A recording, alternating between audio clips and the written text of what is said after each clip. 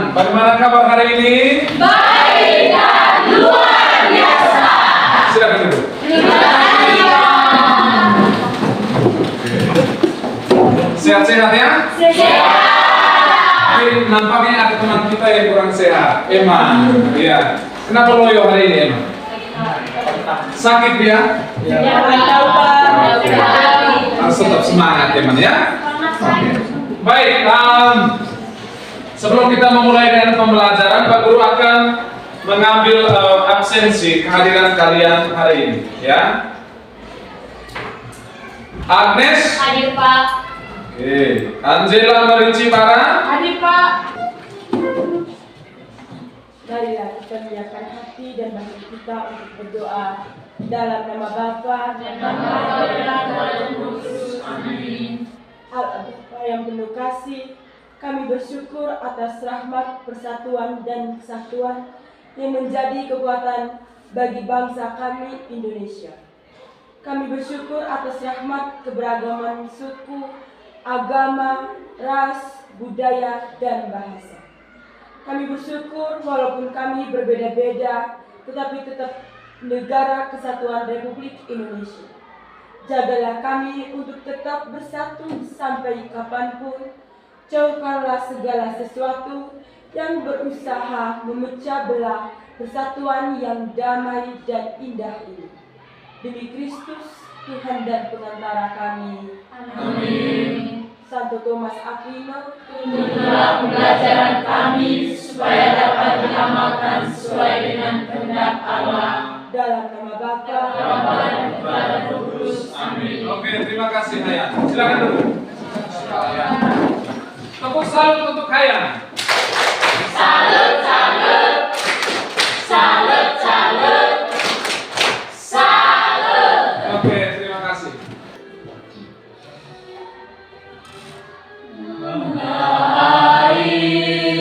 Ku tidak lupakan dan berkenan selama hidupku. Biarpun saya pergi jauh, tidak akan hilang dari kalbu. Karena aku yang ku cintai,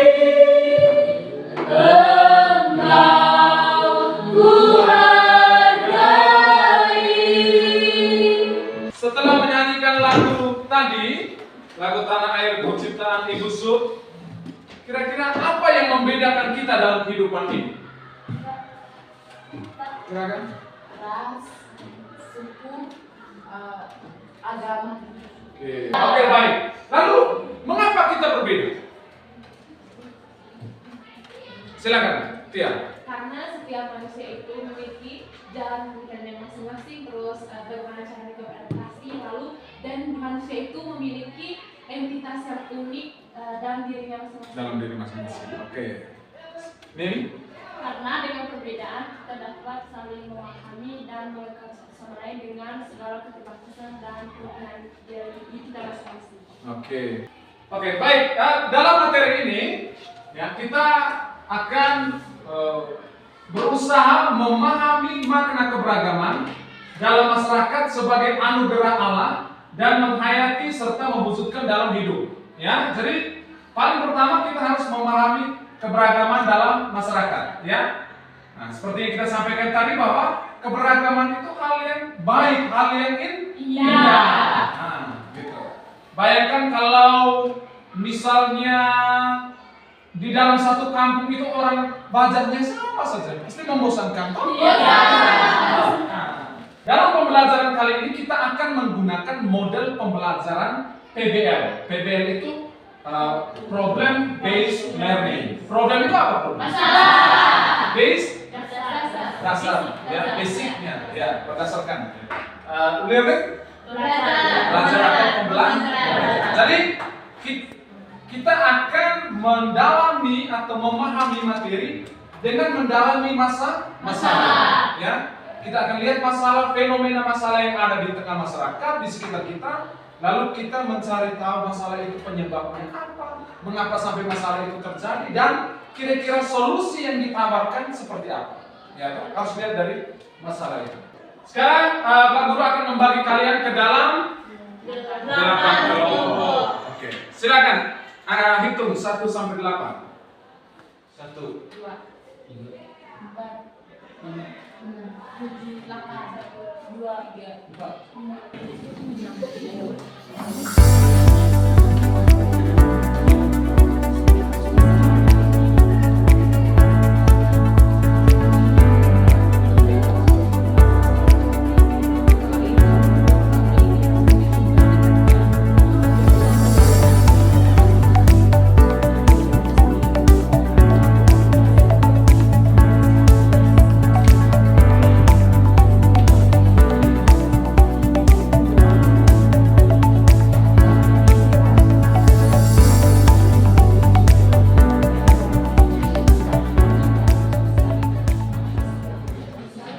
Apakah kehadiran para saudara yang non-Katolik di Mataloko dalam kisah tadi ya, membawa dampak positif bagi umat Katolik di sekitarnya? Ya, ada atau tidak? Lalu berikan contoh. Ya, itu pertanyaan pertama, Pak. Ya, kita langsung ke pertanyaan kedua. Menurut kalian, apakah mengundang para saudara kita yang non-Katolik dalam setiap hajatan kita itu merupakan hal yang baik atau tidak? Mengundang mereka. Nanti didiskusikan dalam kelompok, ya. Lalu berikan tanggapanmu terhadap sikap ada segelintir orang, ya kan? Ada orang-orang tertentu yang mereka merasa terganggu dengan kehadiran saudara-saudara yang non-Katolik tadi. Mau tak undang mereka, ya kan? Nah, itu ada orang-orang yang merasa terganggu seperti itu.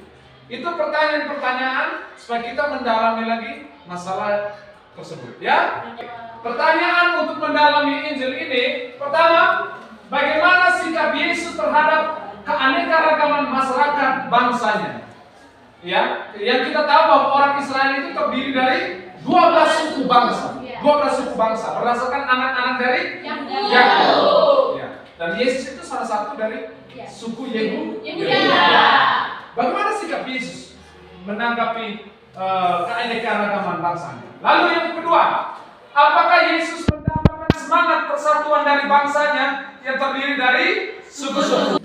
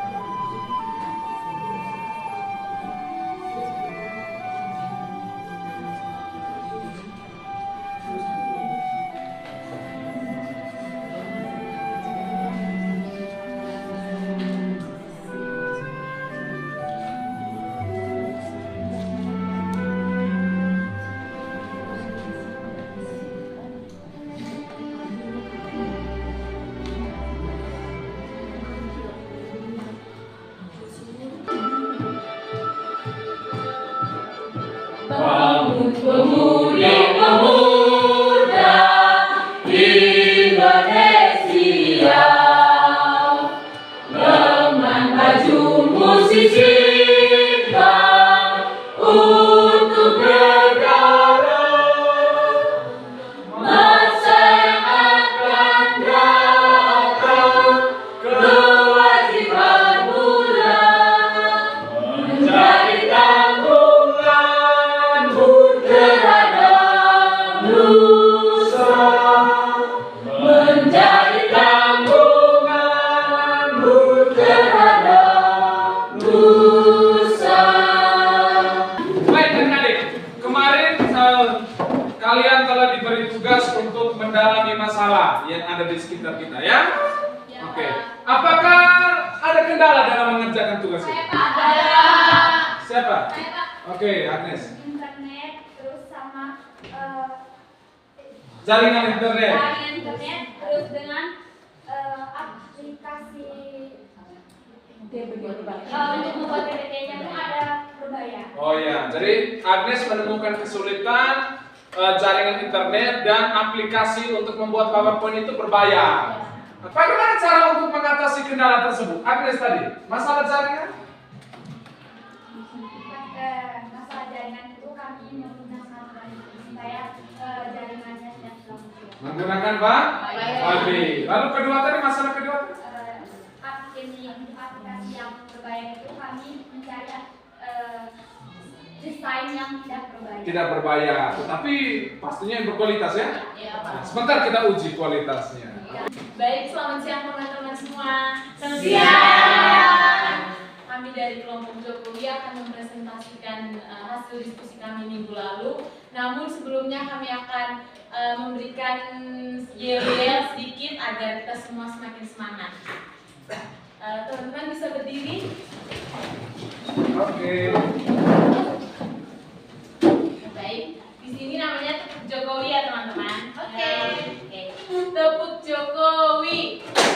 Baik hati, bijaksana, mengayomi masyarakat. Jokowi.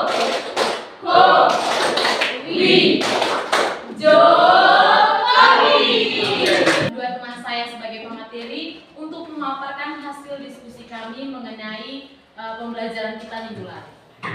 Pada pemateri saya persilakan. Yang pertama, soal apakah kehadiran para saudara yang non-Katolik di Matalopo membawa dampak positif bagi umat Katolik di sekitarnya? Berikan contoh. Jawab, ya, sangat membantu. Mereka telah hadir di wilayah Matalopo sudah puluhan tahun. Contohnya, yang pertama, Mas Sari. Sudah sejak tahun 1982, awalnya jualan bakso robak, lalu membuka warung sederhana, sekarang sudah memiliki warung yang cukup besar. Yang kedua, menurut kalian, apakah mengundang para saudara yang non-Katolik dalam setiap hajat kita adalah hal yang baik? Berikan tanggapanmu terhadap sikap segelintir orang yang merasa terganggu dengan kehadiran mereka. Jawab, ya. Hal ini sangat baik. Kita mengundang mereka untuk mengambil bagian dalam hajat kita. Berdasarkan pengamatan kami, mereka bahkan sangat senang jika diundang untuk terlibat dalam setiap hajat yang ada di sekitar mereka. Yang berikut, bagaimana sikap Yesus terhadap anekaragaman masyarakat bangsanya? Pada zaman Yesus, orang-orang Yahudi menganggap orang Samaria sebagai orang yang asing, baik secara adat istiadat maupun agama. Oleh karena itu, terjadi konflik dan permusuhan antara orang Yahudi dan orang Samaria. Bagi orang Yahudi, orang Samaria adalah bukan orang asli Yahudi, bahkan disebut kafir. Mereka tidak saling menyapa, saling curiga, dan timbul konflik di antara mereka.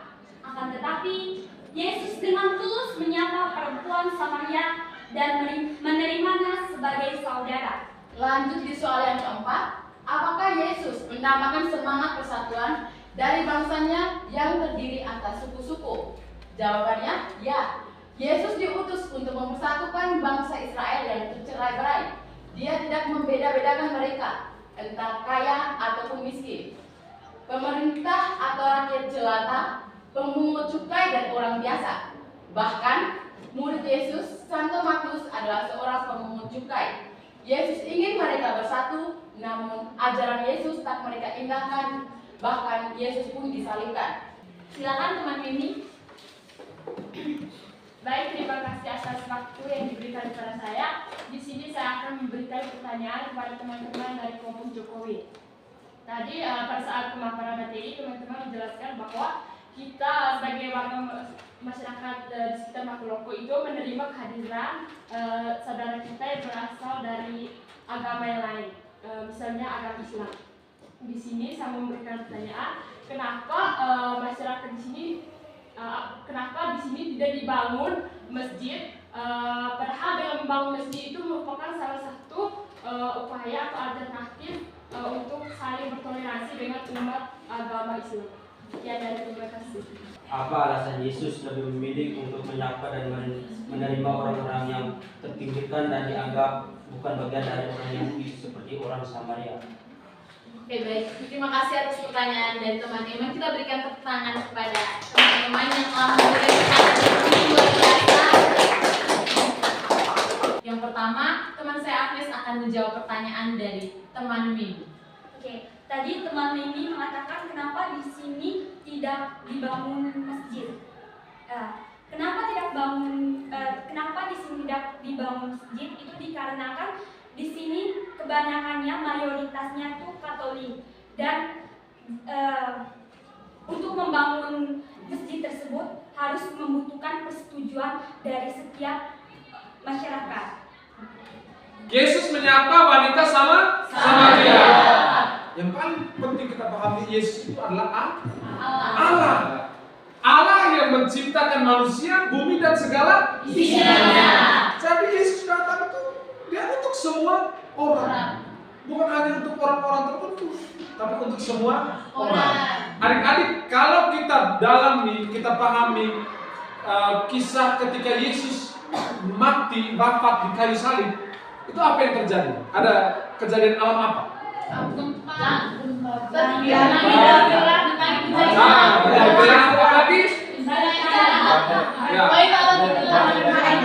Bukan bait Allah. Diraih bait Allah. Oke, baik. Pak Guru anggaplah ini bait Allah. Bait Allah itu dipisahkan oleh tirai-tirai. Tahu tirai? Baik. Tirai-tirai itu yang memisahkan orang-orang Yahudi berdasarkan peran-perannya. Ada di ruangan pertama ini ruangan Maha Suci. Di Bait Allah itu ada ruangan Maha Suci. Ruangan ini hanya boleh dimasuki oleh imam besar setahun sekali dalam perayaan Paskah. Contoh imam besarnya adalah bapak dari Yohanes Pembaptis siapa? Zakaria. Dia masuk saat Paskah mempersembahkan korban, lalu mereka bilang, istrimu itu Elizabeth sudah ngandung, mau melahirkan. Saya tidak percaya. Lalu dia menjadi apa? Oke, kita kembali. Yang berikut, ruangan suci. Ruangan suci itu hanya diperoleh untuk para imam untuk mempersembahkan korban. Dan yang ini menjadi ruangan umum di mana semua orang Yahudi boleh masuk di sini. Orang-orang tertentu yang boleh masuk di ruangan ini, orang-orang tertentu yang boleh masuk di ruangan ini. Yesus mati, ini hancur. Maksudnya apa?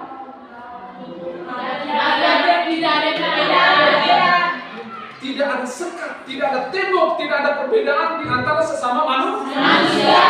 Oke, baik, adik-adik, itu saja pertemuan kita hari ini. Terima kasih banyak untuk kerja-kerja kalian, untuk pemaparan hasil diskusi kelompok kalian, juga untuk yang memberikan tanggapan atau pertanyaan. Kalian semua luar biasa. Tangan. Baik. Mari kita tutup seluruh rangkaian pembelajaran kita hari ini dengan doa. Silakan berdiri.